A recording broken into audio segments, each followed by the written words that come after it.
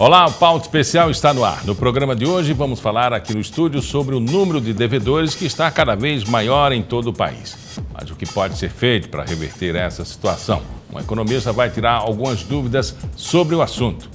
Também vamos falar sobre o registro de indicação geográfica que o filé alagoano recebeu. É uma espécie de selo de qualidade que vai proteger a região produtora e agregar valor a esse artesanato típico de Alagoas.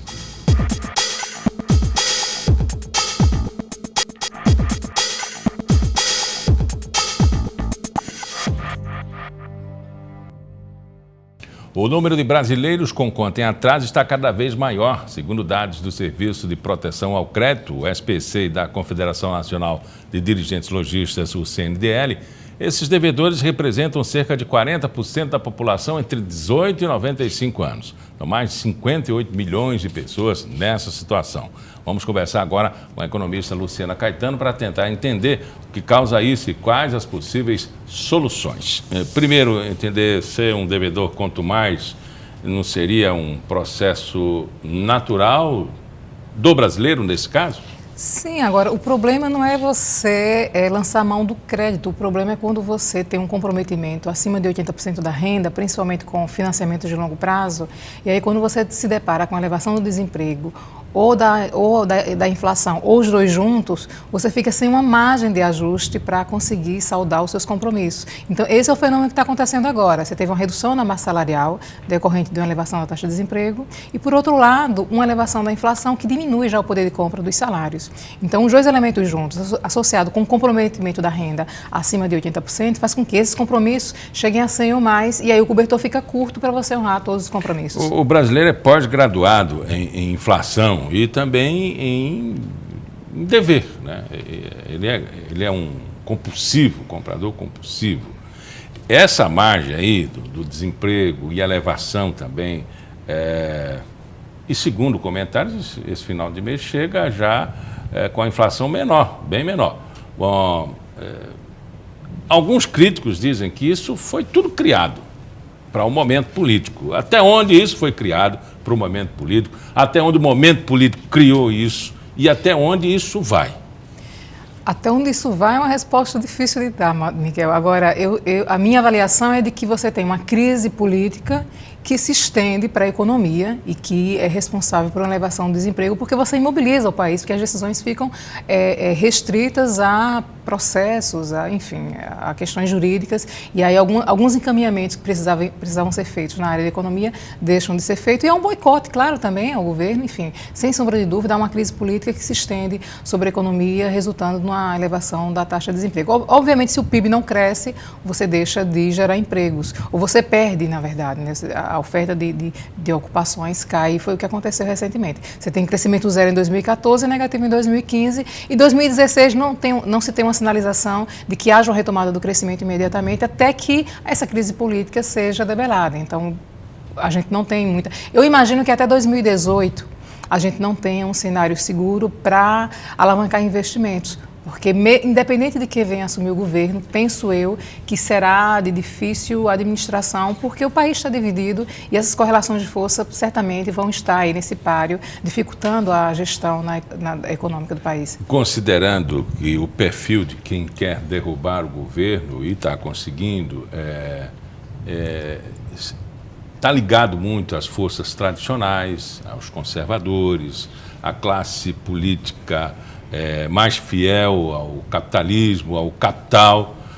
Considerando isso, há um efeito cascata de imobilização política, imobilização econômica, falta de confiança, deixa de prestar investimento, e aí o desemprego ele vai aparecendo em consequência de tudo isso.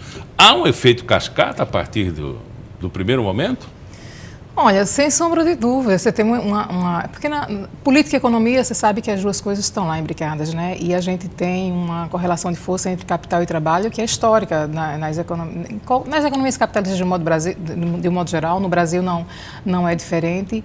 E o que me preocupa é que o projeto de governo que está sendo desenhado, ele vem com um caráter de apoio ao capital em detrimento de algumas conquistas trabalhistas que conquistadas a duras penas, né? Então, isso me preocupa. E a gente já teve um projeto de lei que já foi aprovado, que é o 4330, que legitima a terceirização, que já por si só é uma precarização dessa relação de trabalho.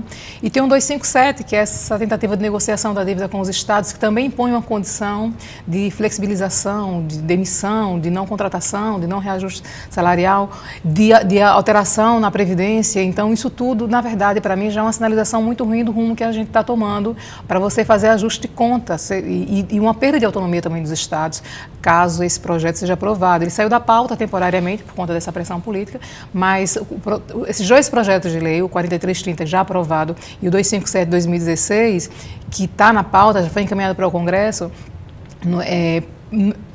causa-me grande preocupação do ponto de vista do trabalho, né? Você tem algumas conquistas trabalhistas aí que vão se diluindo, se perdendo nessa correlação de força entre capital e trabalho, porque a pressão do capital é muito forte junto ao governo, seja ele de direita ou de esquerda.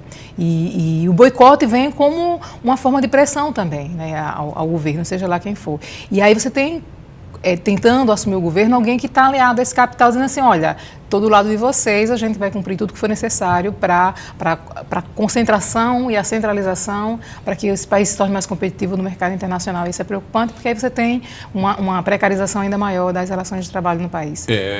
Dentro desse panorama existe, além do capital, existe o trabalho e existe a necessidade de consumo, né? Não só o consumo de primeira necessidade.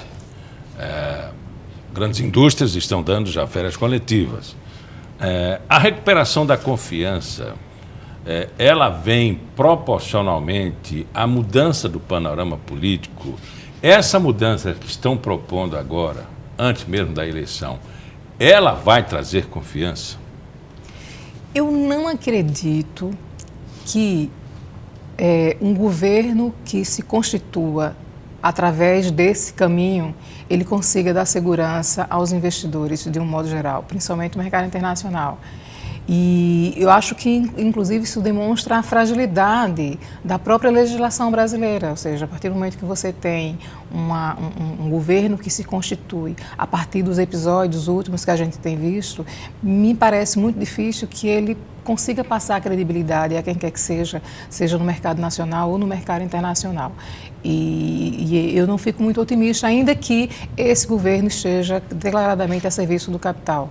Então, não consigo acreditar que esse governo vai conseguir debelar a crise, até porque é complicado você assumir um governo quando você tem uma sociedade descontente com a forma como esse governo se constitui e declarando guerra. Então, não acredito que vá ser tão fácil assim, nem que essa economia vá representar até 2018 um cenário próspero e confiável para os investidores internacionais e até os nacionais também. E essa simbiose do recrudescimento da economia e essa complicação política, ela faz desacreditar e aí ela impõe ao devedor a simbiose de que se eles roubam, por que eu vou pagar?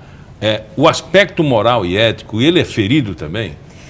Eu acredito que não, porque você sabe que as penalidades não são as mesmas. Então você tem as instituições, elas funcionam quando quem está no páreo é o lado mais fraco. Então, se você, por exemplo, ganha até 2 salários mínimos e você deve a uma empresa de grande porte, você sabe que não tem força para brigar com ela. Então, essa diferença de força, na verdade, coloca o outro na condição na sua verdadeira condição. Então é complicado você, por exemplo, cartão de crédito, você deixar de pagar e achar que você vai ser perdoado dessa dívida. É diferente da impunidade que se dá no campo político. Sabe-se que entre os pequenos, se você não cumpre, você corre riscos diversos, por exemplo, de não conseguir, o não acesso a crédito no mercado financeiro. Você pega uma Odebrecht, não, ela vai, mesmo que ela esteja com dificuldade, que tenha rompido, deixado de cumprir algumas cláusulas contratuais, o mercado financeiro está aberto para ela. Mas para o cara que ganha até 2 salários mínimos, se ele está no SPC, ele vai ter dificuldade de acesso a novas linhas de crédito. E isso, obviamente, o coloca numa outra condição. Então, não acredito que as pessoas estejam sendo inadimplentes por achar que a impunidade está generalizada. Elas são inadimplentes porque elas ficaram desempregadas, porque houve aumento do preço, porque elas comprometeram mais de 80% da renda com financiamento de longo prazo.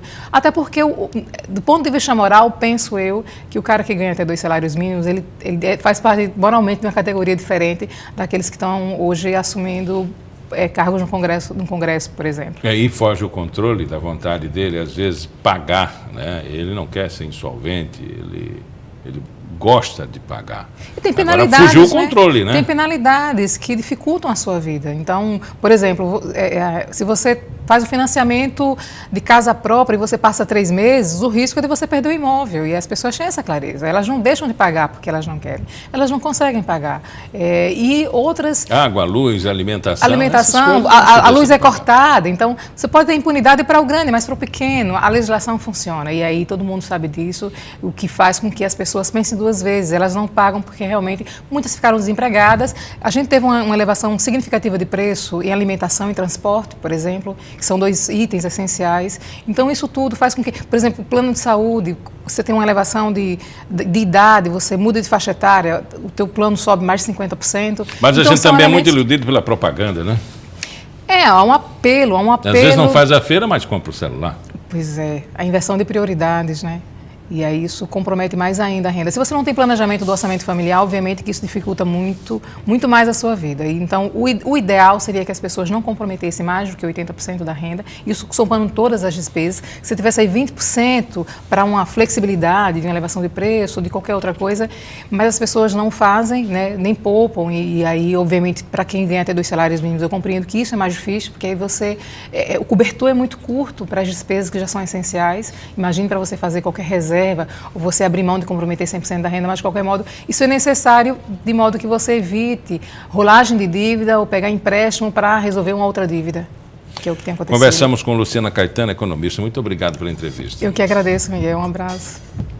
No próximo bloco, o filé de Alagoas agora tem selo de qualidade, é o registro de indicação geográfica que vai agregar mais valor a esse artesanato típico do nosso estado.